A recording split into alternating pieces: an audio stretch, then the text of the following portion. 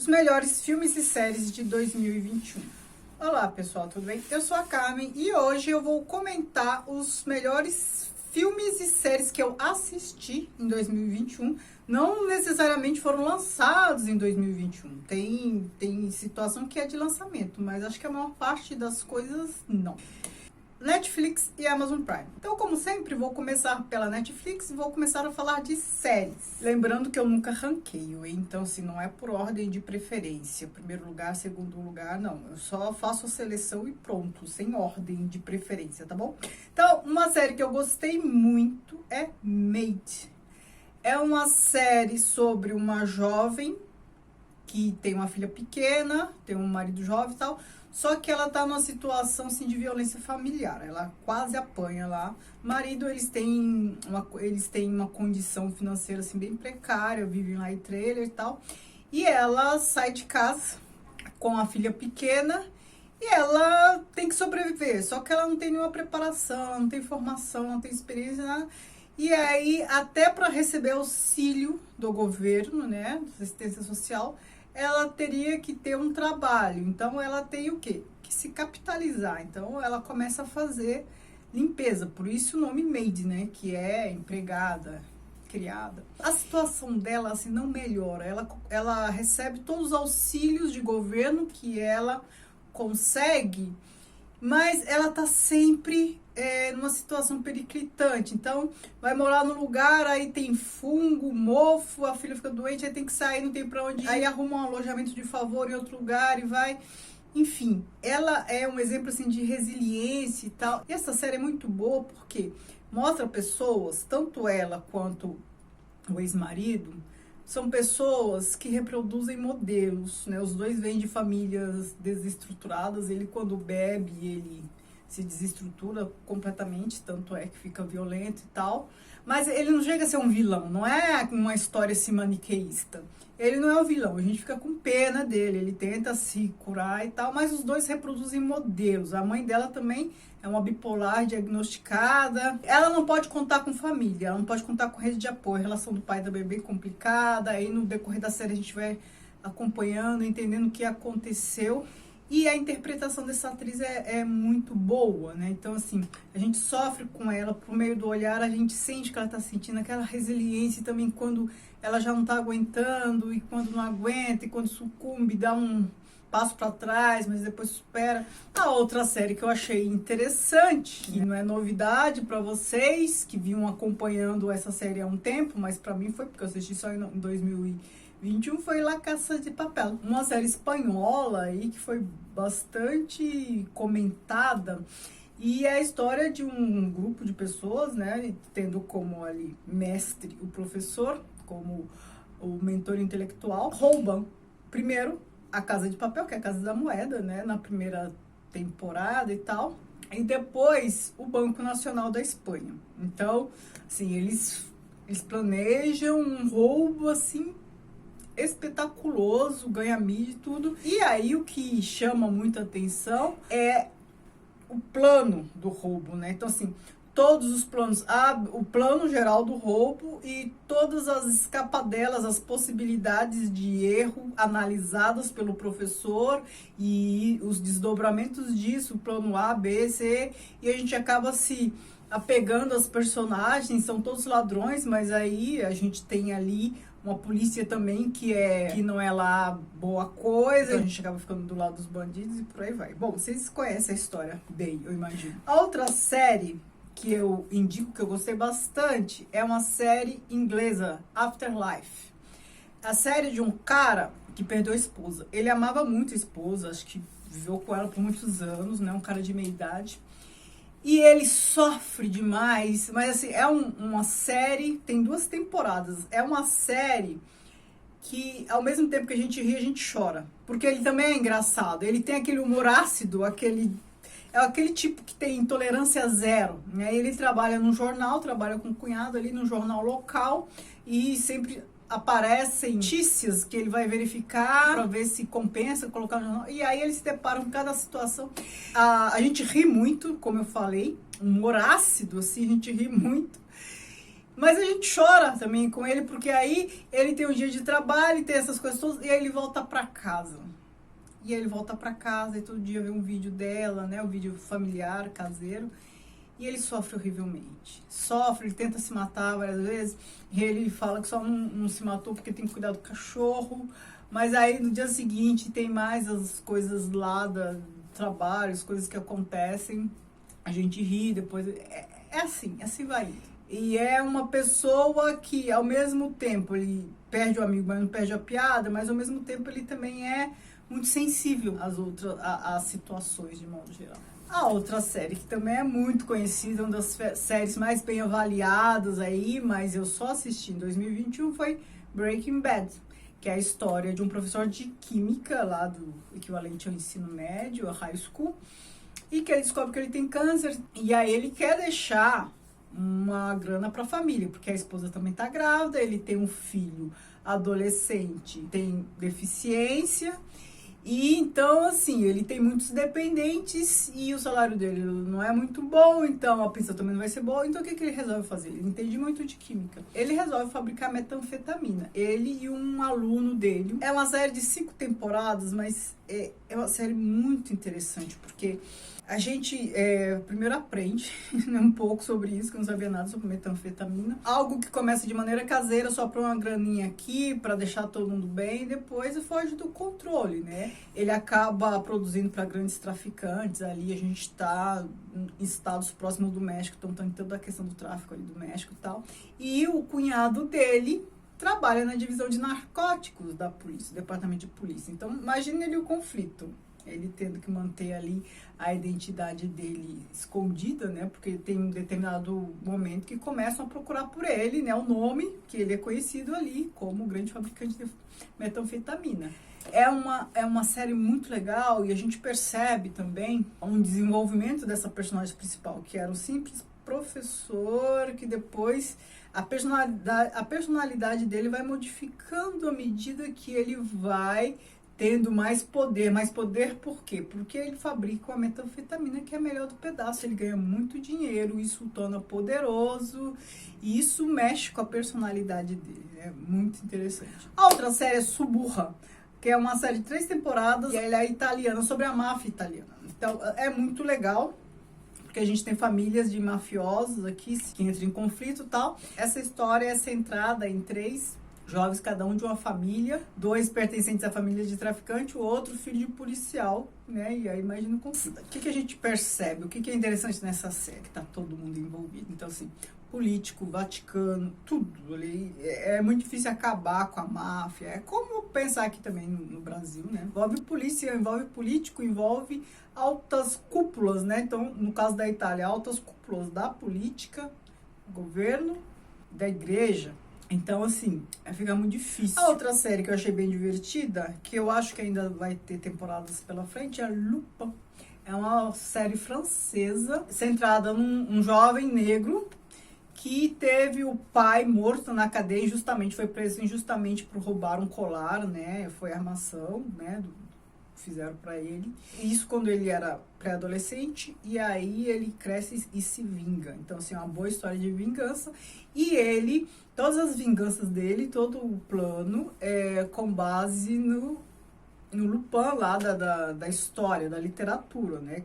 Com Arsène Lupin, que é um grande estrategista e tal. Ele rouba, ele faz de tudo, ele tem a ajuda de um amigo e tal. A gente acompanha o que aconteceu no passado e no presente. É mais ou menos como La Caça de Papel. O cara é bandido, mas a gente fica do lado dele, tem a polícia no encalço e tal, mas a gente fica do lado dele porque houve uma injustiça ali e ele sempre dá uma volta em tudo. É bem interessante.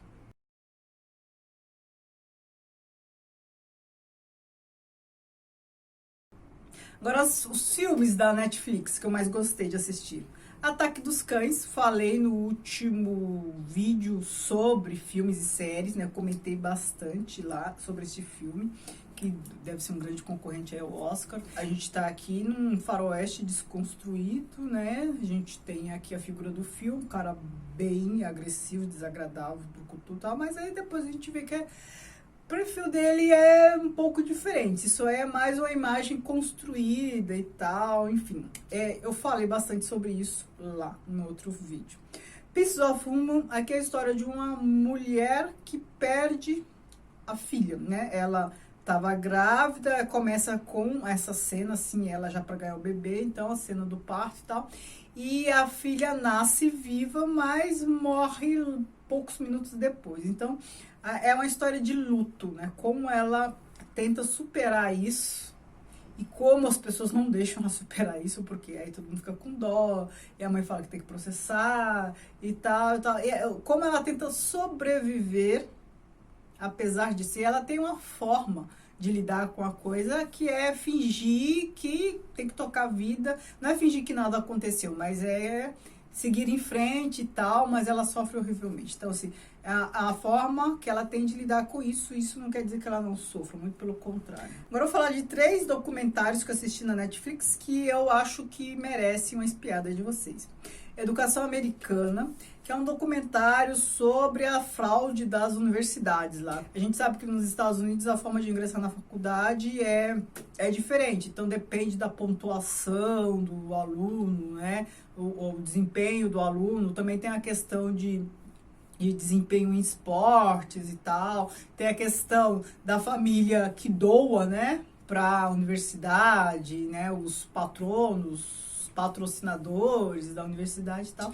E aqui é um documentário sobre um cara que fraudou tudo isso, ele vendeu, né, passes para várias universidades, tinha até influencer envolvida nisso, uma moça que tinha perfil aí, sei lá quantos seguidores, ela também comprou esse passe dela para a universidade, tá bem legal. Um documentário bem curtinho que eu assisti, concorreu ao Oscar ano passado, é Uma Canção para Latasha.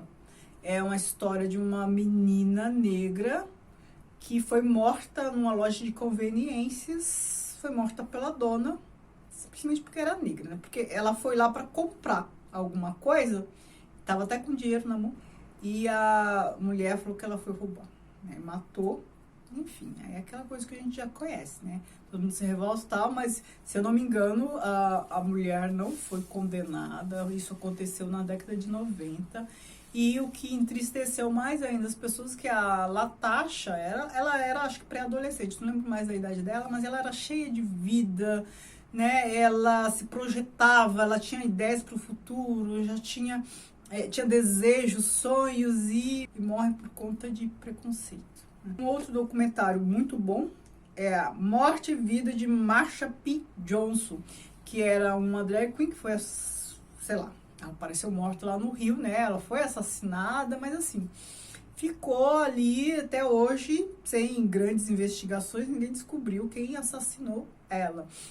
Era uma drag queen muito militante, ela era ativista desde Stonewall e tal, ela era militante, né, da causa LGBTQI+. Então no documentário a gente vê a história dela, um pouco da história da militância dela e de outros, e um pouco de investigação sobre o assassinato. Agora, Amazon Prime. O que eu acho que vale muito a pena em Amazon Prime? The Americans, só que eu acho que essa série saiu do catálogo. Meu irmão tava a fim de assistir, foi procurar outro dia, parece que não achou, eu não verifiquei. Mas eu assisti, enfim, foi uma das que eu mais gostei, por isso que eu vou falar dela. A série é muito boa, ambientada nos anos 80, quando ainda existia a União Soviética. A gente está aqui falando de um casal de russos que moram nos Estados Unidos. E eles são espiões, moram nos Estados Unidos. Aliás, eles se casaram para parecer um casal normal. Eles tiveram filhos, né? 2 filhos e tal. E eles têm missões, né? Missão ali para cumprir da KGB e tal. E não tem nada de glamour, assim. Porque eles têm que matar, eles têm que transar, têm que fazer tudo em nome da causa socialista.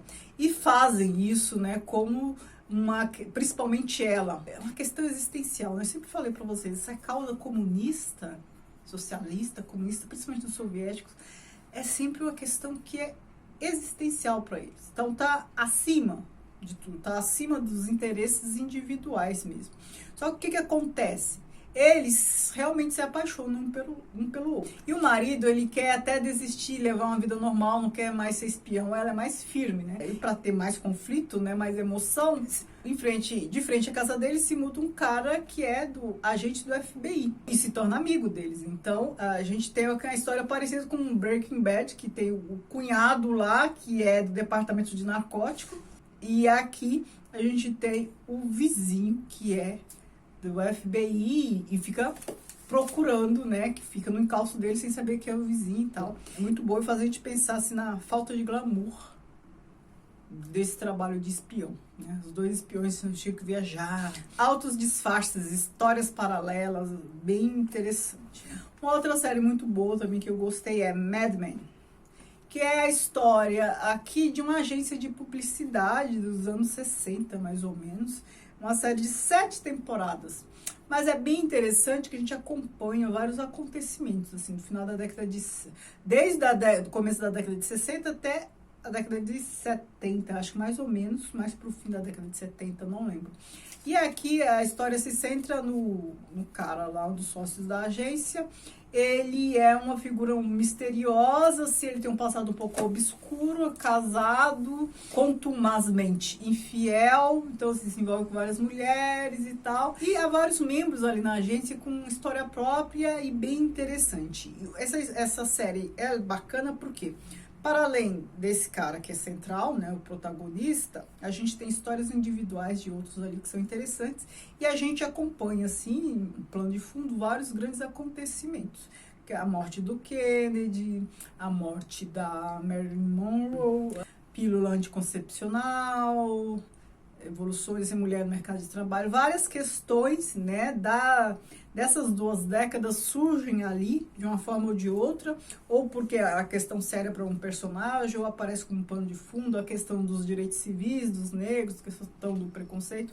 É uma série bem boa, assim, gostei bastante. A outra série que eu achei bem boa é Inês del Alma Mia, que é uma série, é minissérie, 8 episódios. É a história da colonização do Chile. Então a gente tem aqui espanhóis que já tinham ali descoberto, muito entre aspas, o Peru, que é sob a liderança de Pizarro. E ali no Peru, o Pedro, que estava ali lutando, né, pelo lado dos espanhóis, ao lado de Pizarro, ele tem um palpite, ele quer ir lá pro lado do que depois se chamou de Chile, porque ele quer descobrir terras lá e tal. E aí, quem é a Inês? A Inês é uma que o marido dela veio pra cá, ela tava na Espanha, o marido dela veio pra cá, e ela veio atrás dele procurá-lo. E depois, assim, parece que descobriu que ele foi morto, e ela acaba se envolvendo com Pedro, ela se torna amante dele, né, ele era casado, a mulher estava na Espanha, sei lá, se torna amante dele, e ela se torna uma grande guerreira. Ela lutou junto, ela ficou,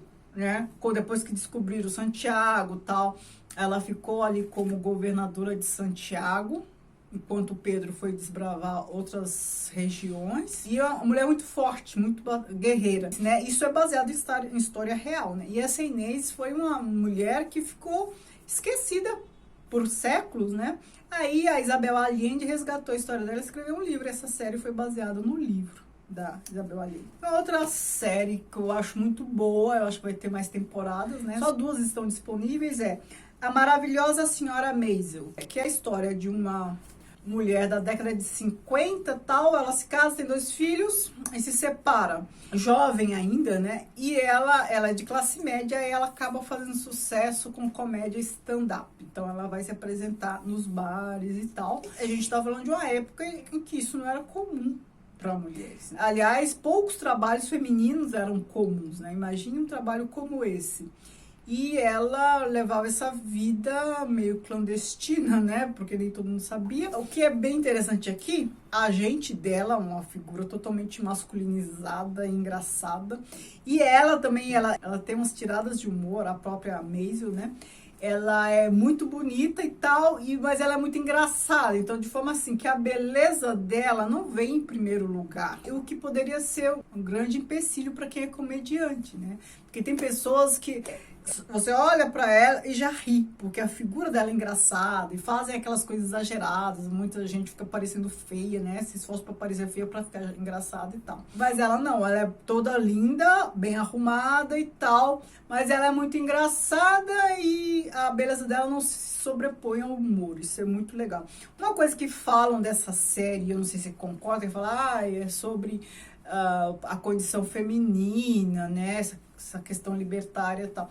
A série não foca nisso. Então, a gente pode até pensar, olha, uma mulher ali de 20 e poucos anos, na década de 50, mais ou menos, que faz sucesso com comédia stand-up e desbrava, não sei o quê, não sei o quê, não sei o quê. Mas a série só mostra, não discute essas questões. Então, assim, não é uma questão central para a série, essa questão inovadora e tal. Mas é uma série muito boa, tô doida para que venha a terceira temporada, né? Porque pelo modo que acabou a segunda, vai ter a terceira, né? Ficou coisas suspensas e tal, tô doida pra ver. Agora, filmes, 3 filmes bons que eu indico no Amazon Prime. O Som do Silêncio, que foi um filme que concorreu ao Oscar ano passado, acho que ele ganhou alguma coisa de edição de som e tal. Aqui é a história de um cara que ele era roqueiro, assim, de heavy metal, tal, baterista, e ele acabou perdendo a audição. E aí ele vai lá, tipo, para um retiro, para um lugar, para gente com deficiência e tal. Enfim, e o que é interessante? Contando assim, parece que não tem nada de interessante. O que é interessante, primeiro, esse filme acho que ganhou o Oscar de edição de som. O que é bem interessante é a gente vai acompanhando e sentindo com ele a perda de audição. Tem um trabalho de edição de som aí muito bom. Aí, às vezes, a gente não escuta nada, que é como ele tá deixando de escutar. Às vezes a gente escuta os barulhos estridentes, às vezes um som... E não é só isso que é interessante nesse filme. A interpretação dele é muito boa, do outro rapaz, que ele tem origem árabe. Ele, inclusive, concorreu ao Oscar, né? Não ganhou de melhor ator. A interpretação dele é boa. E outra questão é como tratam essa perda de audição. Então, assim, principalmente quando ele vai para o retiro lá, essa perda de audição dele não é entendida como uma deficiência. Então, não é uma coisa que precisa ser reparada. Todo o tratamento, a condução dessa questão lá nesse retiro, nessa clínica, é aprender a viver com essa característica. Não precisa fazer cirurgia, não precisa fazer essa coisa tão invasiva e tal. Os silêncios aqui também são profícuos, né? Às vezes a falta de som comunica bem mais do que o som. Um outro filme que eu vi, Cafarnaum, que é de uma diretora que eu gosto muito, uma diretora libanesa, acho que é Nadine Labak. Gente, é uma história que vira a gente do avesso. É a história de um menino lá, que, né, mora lá com a família, vários irmãos pequenos, são bem pobres, e ele acaba saindo de casa porque ele é contra lá, a irmã dele e é dado em casamento lá, ainda criança e tal, para sair da situação de miséria. Enfim, ele se revolta, sai de casa. Ele acaba também encontrando com outra moça que tá ali de maneira clandestina, tá num país de maneira clandestina, né? E que tem um bebê.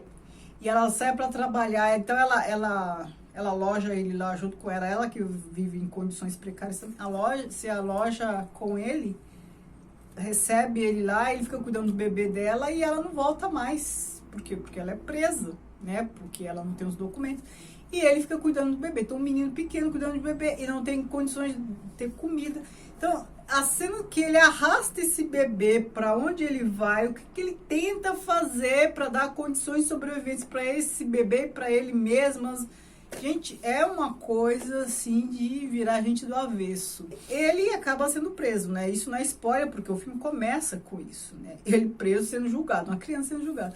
E ele quer processar os pais. Por que ele quer processar os pais? Pela vida miserável que ele vive. Então, assim, não devia ter filhos se é pra deixar nessa condição. Então, assim, isso não é spoiler, gente. Isso é o começo do filme. Depois que a gente acaba entendendo o que aconteceu. É um filme maravilhoso, né? Um filme maravilhoso.